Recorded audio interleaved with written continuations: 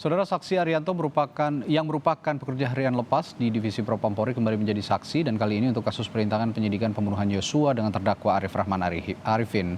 Arianto dicecar soal perintah mengambil CCTV dari terdakwa Irfan Widianto untuk diberikan ke terdakwa Cuk Putranto. Perangkat yang saksi terima dari yang diperintahkan oleh Cuk Putranto.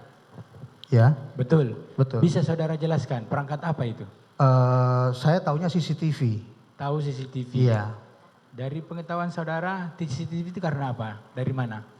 Kenapa? Dari mana pengetahuan saudara kalau tahu itu adalah CCTV? Dari Pak Cuk, karena diperintah beliau untuk ambil CCTV. Oh, jadi diberitahu oleh Pak Cuk bahwa untuk mengambil CCTV. Iya, dari Pak Irfan. Dari Pak Irfan. Betul.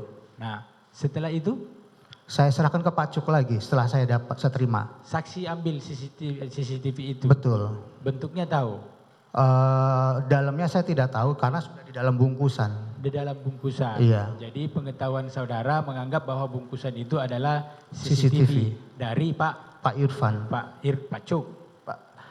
Saya ambil dari Pak Irfan. Dari Pak Irfan. Iya, dari Pak Irfan. Setelah saya ambil, saya serahkan ke Pak Cuk lagi.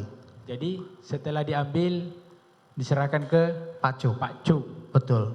Itu waktu itu diambil itu kapan?